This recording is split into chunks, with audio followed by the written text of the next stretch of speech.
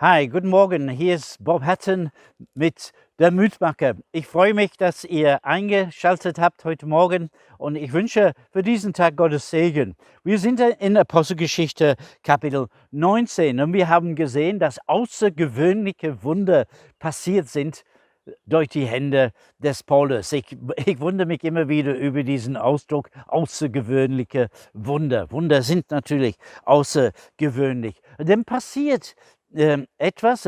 Ich weiß nicht genau, was diese Wunder sind. Die Leute haben dann auch Tücher gebracht und Paulus hat sie an sich gelegen oder sie eine Weile getragen, dann hat sie zurückgegeben. Sie haben sie nach Hause gebracht, sie haben sie auf die Kranken dort zu Hause gelegt und die Leute wurden dann gesund. Das ist ähnlich, wie wir lesen am Anfang, ich glaube Kapitel 5, wo Petrus durch die Gasse geht und wo auch immer seine Schatten fällt an die Menschen, die krank sind. Sie würden auch geheilt. Dann kommen eine Gruppe von Leuten, es sind 7 Brüder und der Vater ist ein jüdischer Priester, der heißt SKEVA. Und sie finden jemanden, der dämonisch belastet ist. Und sie versuchen, diesen Mann zu befreien. Und sie sprechen zu ihm und sie sagen, in dem Namen Jesu, den Paulus predigt, komm raus aus ihm. Und dieser Geist, der in diesem Mann ist, der sagt, Jesus kenne ich und von Paulus weiß ich auch, aber wer seid ihr? Und dann dieser Mann, der dämonisch belastet ist, der schlägt diese 7 Söhne von SKEVA und sie fliehen. Und diese Geschichte wird überall bekannt und alle sind betroffen. Und die Bibel sagt, dass Furcht kam auf alle. Und Furcht, ich glaube, in diesem Fall, da war etwas Angst dabei, aber natürlich auch Ehrfurcht ist da. Alle sind davon betroffen. Es ist bekannt durch die ganze Stadt Ephesus, und zwar Juden und Griechen. Furcht fiel auf alle.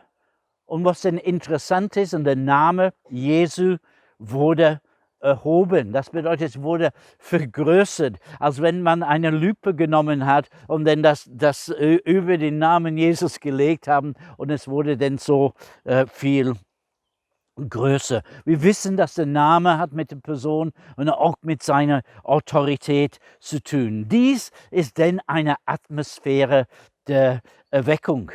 Und dann findet etwas Vater, du musst dann vorstellen, genauso wie in Kapitel 5, wo Ananias und Sapphira, sie sind tot umgefallen, da kommt eine ganz besondere Atmosphäre auch in der Gemeinde. Das ist so eine Ehrfurcht da. Und das ist auch hier so gewesen. Und Menschen, die mit schwarzer Magie, schwarzer Kunst und so weiter zu tun gehabt haben, sie begannen ihre Taten zu bekennen. Und sie haben die Bücher und andere Dinge, die sie benutzt haben, um diese Magie zu praktizieren, sie haben es gebracht und sie haben es dann verbrannt. Sie haben ihr Leben bereinigt.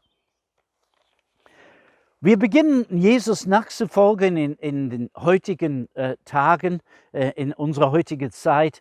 Und wir beginnen dann einen Jüngerschaftsprozess. Und manchmal scheint es eine lange Zeit zu dauern, bis wir hier und da immer wieder Dinge in Ordnung bringen. Und ich glaube, es ist gut, wenn wir so eine Atmosphäre haben und wo wir dann praktisch in Schnellverfahren unser Leben denn bereinigen können, dass wir unsere Sünden bekennen und aufräumen in unserem Leben. Ja, dieser Prozess kann manchmal lang dauern. Schön wäre es, wenn es schneller geht. Heilung spielt natürlich auch eine Rolle. Viele von uns, wenn wir in das Reich Gottes kommen, wir kommen mit unseren Macken und unseren Verletzungen und Dingen, die wieder hergestellt werden müssen, wo wir Heilung erfahren müssen. In Verse 18 und 19, das ist das, was dabei passiert. Sie verbrennen diese Sachen, sie bringen sie räumen ihr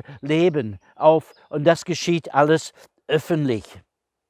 Und plötzlich hat diese Gemeinde einen großen öffentlichen Einfluss. Vers 20 sagt uns, so wuchs das Wort des Herrn mit Macht und erwies sich kräftig.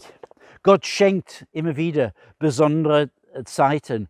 Die Bibel redet davon in Kairos-Zeit. Wir können das nicht selbst herbeiführen, wir können das nicht machen, aber es gibt immer wieder Zeiten, besondere Zeiten, die wir durchleben. Und das, wofür ich uns ermutigen möchte, ist, wenn diese Zeiten können, wir nutzen sie aus zum geht nicht mehr und nehmen all das Gute mit, was Gott uns schenkt. Mit diesen Worten möchte ich euch wünschen, einen gesegneten Tag und möge Gott euch segnen heute. Euer Bob Hatton.